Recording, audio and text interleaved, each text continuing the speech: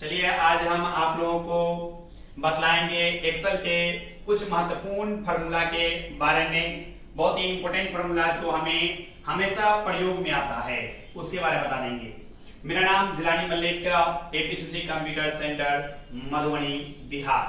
आज हम जो पॉइंट उठाए हैं उस पॉइंट में 3-4 पॉइंट है हमारा, 3-4 क्वेश्चन हैं, जैसे एसवाईडी, डीबी, एसएलएन और डबल डीबी। एसवाईडी, डीबी, एसएलएन और डीडीबी हमने आज 4 पॉइंट को लिया है और चारों के बारे में आज हम डिटेल से आपको बतलाएंगे। आप केवल ध्यान से सुने और समझने का प्रयास करें। ये चारों फार्मूला जो होता है, चारों फार्मूला का काम होता है डिप्रिसिएशन निकालना, डिप्रिसिएशन दिखाना। डिप्रिसिएशन मतलब ह्रास। जब आप कोई संपत्ति खरीदते हैं, कुछ समय प्रयोग करने के बाद आप उसको बेच देते हैं, तो उसको बेचते जो हैं तो जितना घाटा लगता है उस घाटा को दिखलाने का काम करेगा।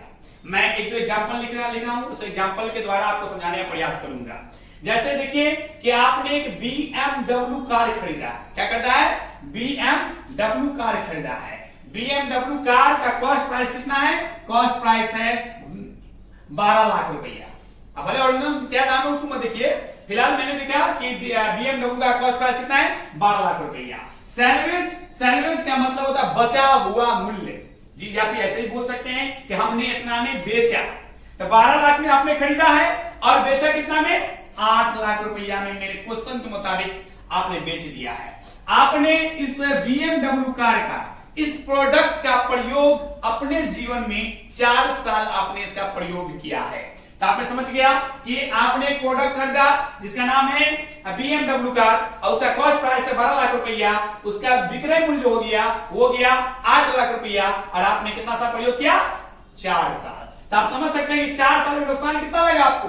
4 साल में टोटल नुकसान जो हुआ वो 4 लाख रुपया हुआ, क्योंकि आपने कितना में खरीदा था? आपने खरीदा था 12 लाख में और 8 लाख में बेच दिया। कितना बचा? 4 लाख रुपया। मतलब यह हुआ कि आपने 4 लाख रुपया में उसको 4 लाख नुकसान पर आपने इस कार को 4 लाख के नुकसान पर बेच दिया। तो ये जो मेरा फार्मूला है एसवाईडी, डीबी और एसएलएन, यही दिखाने का काम करता है कि 4 लाख रुपया किस किस वर्ष कितना कितना रुपया ह्रास कटा, किस किस वर्ष कितना कितना रुपया डिप्रिसिएशन कटा, वो दिखाने का काम करेगा। तो पहले देख लीजिए एसवाईडी के बारे में समझते हैं हम लोग। पहले एसवाईडी का काम क्या होता है? जब हम कोई संपत्ति खरीदते हैं, कुछ समय प्रयोग करने के बाद जितना घाटा बेचते हैं उस घाटा को प्रति वर्ष दिखाने का काम करता है। मतलब 4 लाख रुपया आपका घाटा लगा, 4 साल दिखलाएगा। तो आप देखिएगा एसवाईडी के मुताबिक फर्स्ट ईयर एसवाईडी के मुताबिक 1,60,000 रुपए का आपको नुकसान हुआ। सेकेंड ईयर आपको 1,20,000 का नुकसान हुआ। थर्ड ईयर आपको 80,000 का नुकसान हुआ। अब फोर्थ ईयर आपको टोटल 40,000 का नुकसान हुआ, जो कि आप देख रहे हैं। आप जब चारों को जोड़ेंगे तो लगभग 4 लाख रुपया पुर जानी चाहिए। अगर 4 लाख रुपया नहीं पुरता है तो इसका मतलब है कि कहीं ना कहीं आपने गलती किया है। अभी कैसे निकालेंगे वो बताएंगे। तो यहां पर मैंने एक एसवाईडी का फॉर्मूला लिखा है, ध्यान से देखेंगे। एसवाईडी का फॉर्मूला लिखा है। एसवाईडी का फॉर्मूला क्या? बढ़िया से देखिए। पर एसवाईडी का फॉर्मूला है कि कॉस्ट प्राइस, उसके बाद salvage, comma, life, comma, period. पर मतलब होता है पीरियड, पर पीरियड को शॉर्टकट में लिखा है। फिर से देख लीजिए एसवाईडी का फॉर्मूला क्या है? पहला है कॉस्ट प्राइस, सैलवेज, लाइफ और पीरियड। मतलब 4 पॉइंट है इसमें। चारों पॉइंट को मैं डिफाइन कर चुका हूं पहले भी। देखिए कॉस्ट प्राइस का मतलब क्या होता है? Select cost price of the product. यहां पर फॉर्मूला आएगा तो पहला क्या करेंगे?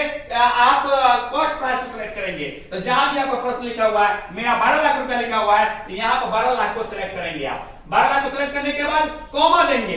अब क्या बोलता है हमारे क्वेश्चन में? सैलवेज। सैलवेज का मतलब भी यहां लिख चुके हैं, select sale price of the product. तो आपका सेल प्राइस कितना है? आपका सेल प्राइस है 8 लाख रुपया। मतलब क्या कि कॉमा देकर आप यहां पर 8 लाख को सिलेक्ट करेंगे। फिर कॉमा देना है आपको।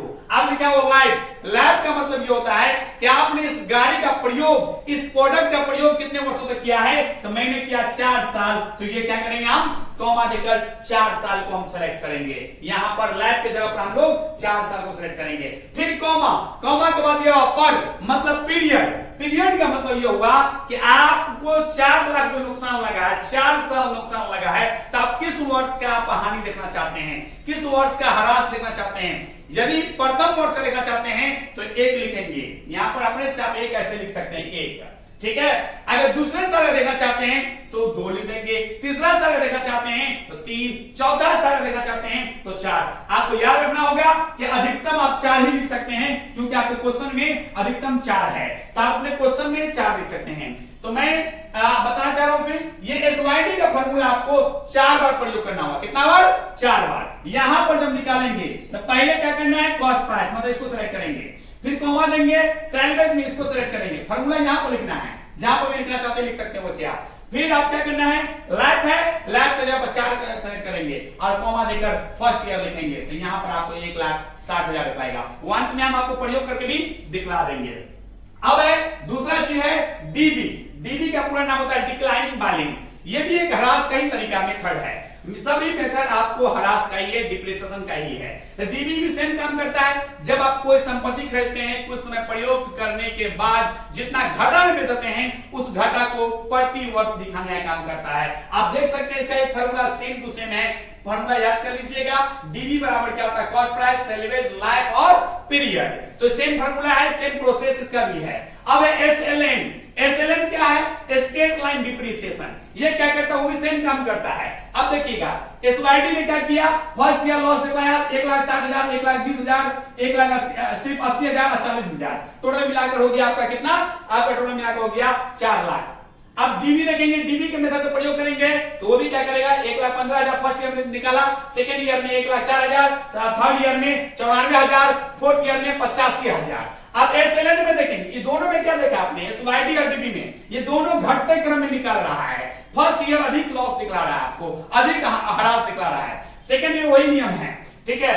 थर्ड जो है आपके एसएलएन, एसएलएन का मतलब होता है स्ट्रेट लाइन डिप्रिसिएशन। इसका मतलब क्या हुआ, औसतन घाटा दिखलाता है, औसतन ह्रास दिखलाता है। मतलब जो 4 साल में 4 लाख रुपया नुकसान हुआ, तो ये प्रति वर्ष के हिसाब दिखला रहा है, एक लाख रुपया दिखला रहा है हर वर्ष। तो इसका ज्यादा कोई महत्व नहीं है, किसी फाइनेंस कंपनी में प्रयोग होगा, या तो एसवाईडी होगा या तो डीबी होगा, डिक्लाइनिंग बैलेंस और एसवाईडी। अब है एक है डीडीबी। डीडीबी का मतलब क्या होता है, डबल डिक्लाइनिंग बैलेंस। डीडीबी का नाम होता है डबल डिक्लाइनिंग बैलेंस। इसका भी सेम फॉर्मूला है, कोई अंतर नहीं, यहां पर नहीं लिखा गया, सेम फॉर्मूला लिख देंगे। इसमें क्या होता है, डबल डिक्लाइनिंग बैलेंस में क्या होता है, ये अगर 4 बार में ह्रास निकाला है, ये 4 बार के ह्रास को ये मात्र 2 ही बार में निकाल देगा। और कोई खास इसमें अंतर नहीं है। डबल डिक्लाइनिंग बैलेंस यही इसका नाम होता है। ये 4 बार में जो 4 साल में जो नुकसान दिखाया, ये 2 ही बार में दिखला दिया। आप जब नीचे सबको देखेंगे तो सब में कमोबेश 4 लाख रुपया आपको नुकसान सब दिखला रहा है। फर्स्ट देख रहे हैं एसवाईडी, एसवाईडी ने भी हमको 4 लाख दिखा दिया। कैसे, तो सबको जोड़ना है चारों को। डीडी देखेंगे 3,98,589 रुपया दिखला रहा है, ये भी लगभग 4 लाख रुपया आपको नुकसान दिखा रहा है। एसएलएन 1 लाख करके 4 बार है, ये भी आपको 4 लाख नुकसान दिखा रहा है। ये डीडीबी डबल डिक्लाइनिंग बैलेंस क्या करता है, ये भी आपको 4,14,000 दिखा रहा है। मतलब लगभग सब 4 लाख रुपया आपको दिखलाएगा। चारों का काम हम एक ही लाइन फिर से बताते हैं, चारों का फॉर्मूला क्या होता है। ये 3 तो खासकर एक ही जैसा होगा। एसवाईडी का हम बता दिए कि इसका क्या मतलब, जब कोई संपत्ति कहते हैं कुछ समय प्रयोग करने के बाद जितना घाटा में बेचते हैं, उस घाटा को प्रति वर्ष दिखलाएगा। डीबी का भी सेम डिफिनेशन है, एसएलएन का भी सेम डिफिनेशन है। अंतर क्या होगा एसएलएन में, ये जब हम कोई संपत्ति कहते हैं कुछ समय प्रयोग करने के बाद जितना घाटा में दिखलाते हैं, उस घाटा को ये औसतन दिखलाता है। मतलब 4 साल में 4 लाख रुपए नुकसान, तो 4 लाख बटा 4 इक्वल टू 1 लाख रुपया पर ईयर दिखा दिया। लेकिन ये एसवाईडी और डीबी ऐसा नहीं करता है। डीडीबी के बारे में हम देख लिए, अब हम आपको इसका प्रयोग करके दिखला देते हैं, ठीक है।